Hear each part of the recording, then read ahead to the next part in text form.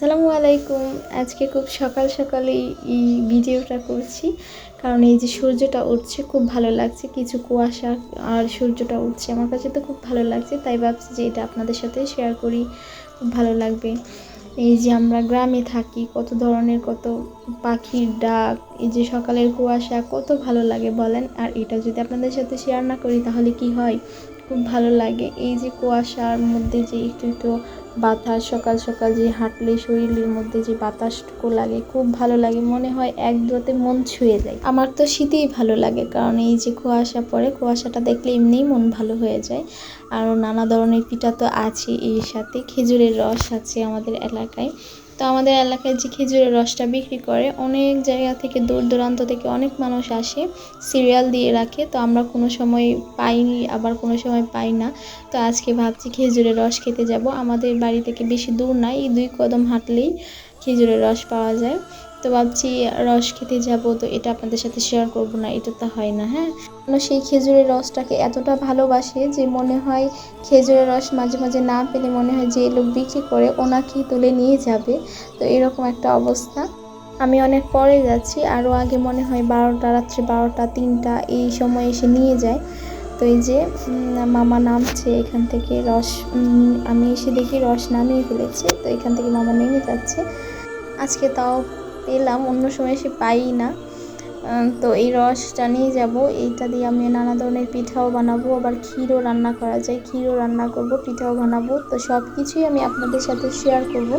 আল্লাহর কি নিয়ামত, মাশাআল্লাহ। দেখুন খেজুরের রসটা কতটা সুন্দর, একদম ফ্রেশ ফ্রেশ খেজুরের রস, কোনো ভেজাল নেই। এই মাত্রই গাছ থেকে নামালো, আমি এসেই দেখি গাছ থেকে নামিয়েছে। তো খুব ভালো লাগছে, আমার রসটা দেখি মনে হচ্ছে যে খেয়ে ফেলে, এতটা ভালো লাগছে। আমরা গ্রামে থাকি বলেই অনেক কিছু টাটকা টাটকা খেতে পারি, শাক সবজি। তারপরে এই যে খেজুরের রস, একদম কোনো ভেজাল ছাড়া, একদম যে খেজুরের রস, এগুলা মানে যত কিছু আছে আমরা অনেক কিছুই গ্রামে থেকে ভালোই খেতে পারি, পড়তে পারি। তো এটি আমরা অনেক সন্তুষ্ট আল্লাহর কাছে। তো এখানে আমি 3 লিটার রস নিয়েছিলাম, এইগুলা দিয়ে আমি পিঠাও বানাবো, অনেক কিছুই করবো। এই জন্য আমি এখানে 3 লিটার রস নিয়েছিলাম। এটিও আমার কম হয়ে গেছিলো, কিন্তু কি করবো, এই যে দেখেন মামার কাছেও আর রস তেমন নেই, বিক্রি হয়ে গেছে, রাত থেকেই বিক্রি হচ্ছে।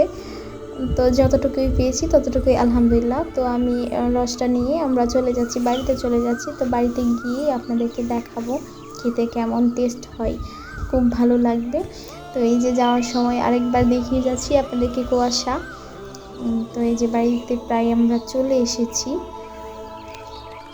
আর বেশিক্ষণ লাগবে না। আমাদের এখান থেকে বেশি দূর না, এই কয়েক কদম হাঁটলেই পাওয়া যায়, এতটা দূর না। তো এই বাড়িতে এসে আমি এখানে গ্লাসে ঢেলে নিচ্ছি।